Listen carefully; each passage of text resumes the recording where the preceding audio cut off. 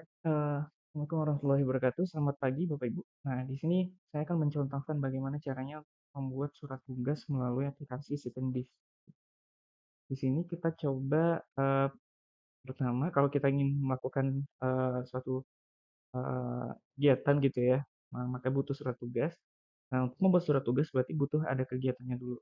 Nah, pertama kita coba login sebagai eh, operator umum gitu ya.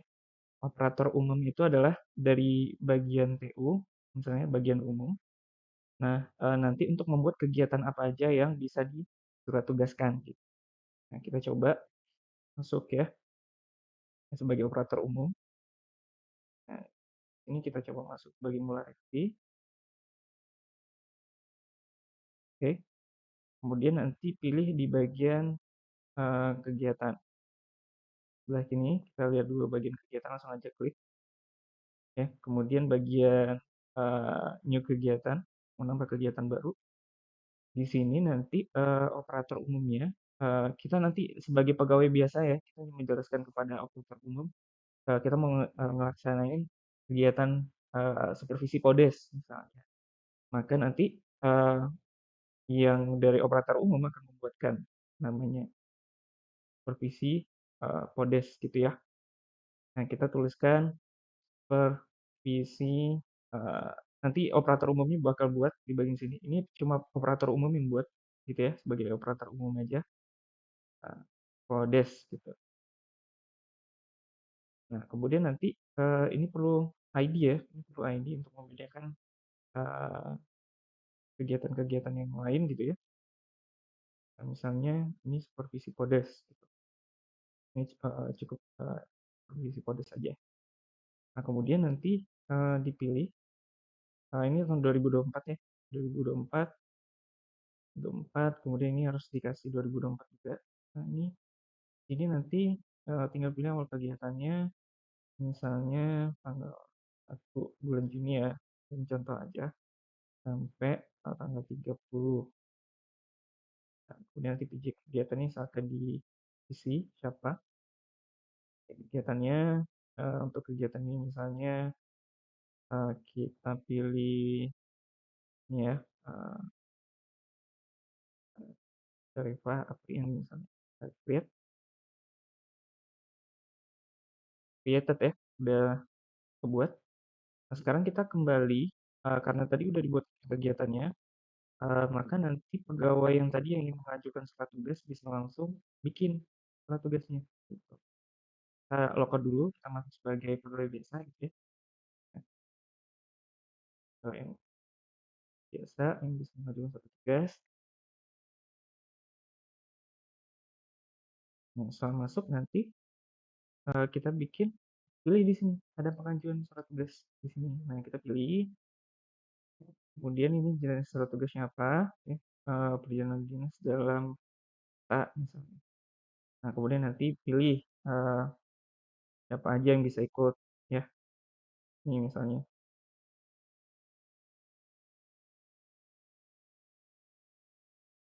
ini di sini.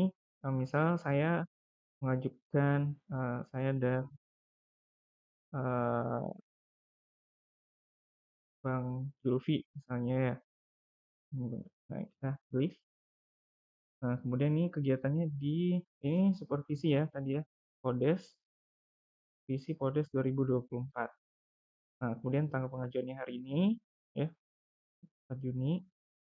Misalnya eh, kita pilih perjalanan tanggal 6. Nah, tanggal selesainya juga tanggal 6 karena cuma satu hari ya. Kemudian lokasi tujuannya ke kecamatan misalnya. Jika level surat tugasnya hanya sampai kecamatan. Nah, kita pilih kecamatan ya. Kemudian nah ini ada tambah hari perjalanan ini jika memang lebih dari satu hari ya. Jika tidak maka kosongkan saja. Kemudian pilih provinsi tujuannya, kabupaten tujuannya, kemudian kecamatan tujuannya, Jongkat misalnya. Kemudian nanti uh, pilih kendaraan dinas pribadi atau umum, misalnya kendaraan pribadi, ya. kemudian submit. Nah, setelah submit, pengajuan berhasil dikirim ya, ini di sini, ini statusnya akan berubah menjadi dikirim, gitu. Supervisi pendataan kode statusnya menjadi dikirim. Nah, agar bisa dicetak gitu ya, maka harus diterima dulu oleh file satker gitu. Kita bisa sign out, kita bisa sign dulu, kita coba masuk sebagai file satker ya. Ya, di sini ini pakai password sementara dulu karena nanti akan diubah sesuai dengan password yang bersangkutan. Nah, kemudian nanti di bagian bawah ini sebagai kepala satker ya, sebagai kepala satker yang menyetujui pengajuan surat tugas. Nah, di sini di bagian paling bawah nanti ada pengajuan surat tugas. Nah, di sini kita bisa menerima atau menolak ya pengajuan surat tugas yang ada. Nah, misalnya disetujui, setujui, ini juga disetujui, juga disetujui. Setelah disetujui oleh pimpinan, gitu ya, kita coba masuk lagi sebagai pegawai. Nah, makanya nanti sebagai pegawai udah bisa uh, melakukan cetak surat tugas ya.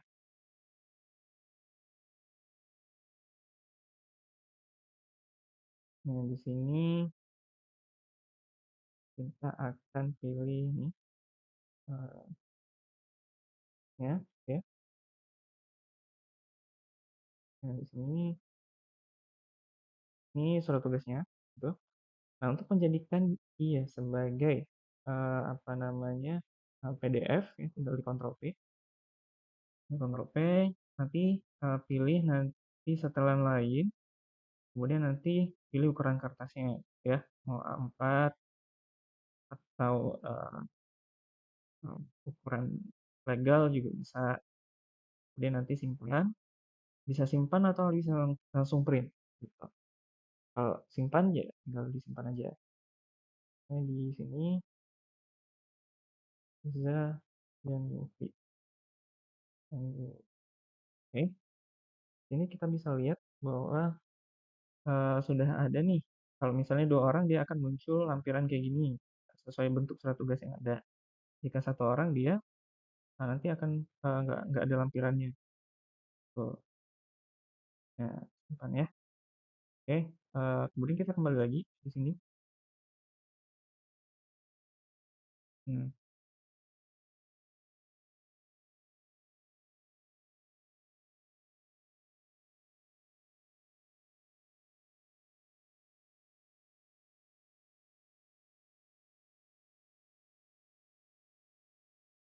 juga sama. Ini masih sama dengan yang tadi ya. Jadi, eh,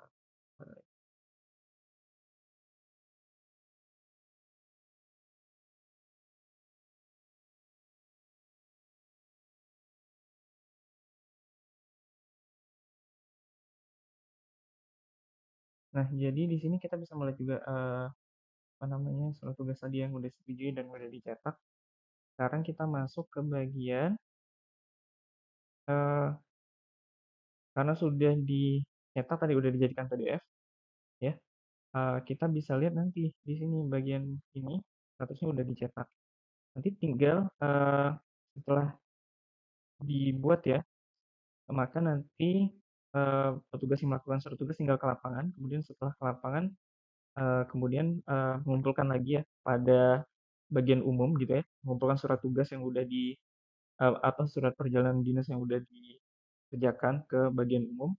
Maka nanti bagian umum operatornya akan mengubah statusnya eh, menjadi diterima, dikumpulkan gitu. Kita coba lihat.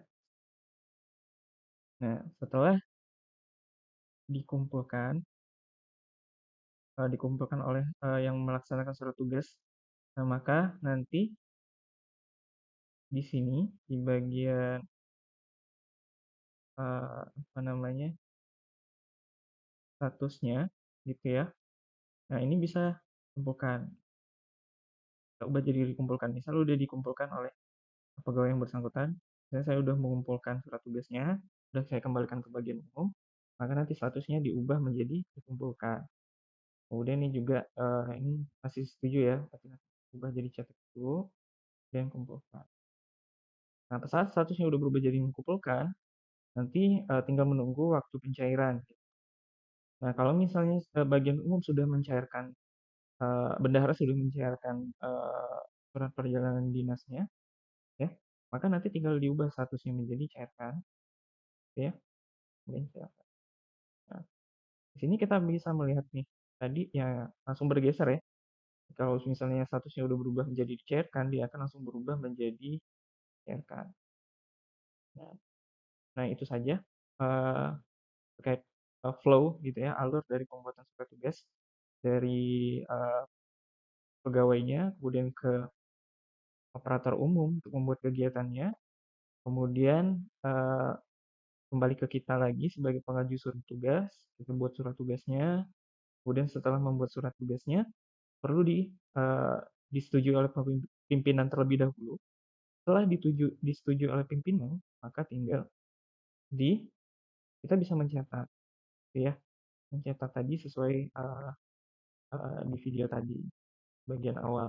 Kemudian setelah dicetak, kemudian nanti tinggal ke lapangan, gitu ya, melaksanakan kegiatan perjalanan dinasnya. Kemudian setelah lapangan dikumpulkan lagi, tugasnya ke bagian umum. Bagian umum akan mengubah statusnya menjadi dikumpulkan, kemudian setelah dikumpulkan, berubah statusnya menjadi dikumpulkan, nanti berubah statusnya menjadi dicairkan. Nah, dari situ ini manfaatnya adalah kita bisa memonitoring di mana surat tugas yang ada, posisinya di mana, dan mempermudah apa namanya pembuatan surat tugasnya, ya. Jadi nggak perlu manual-manual lagi, tinggal isi yang penting-penting aja. Oke, itu saja. Terima kasih telah memperlihatkan ya, sudah telah memperhatikan. Terima kasih banyak. Assalamualaikum warahmatullahi wabarakatuh.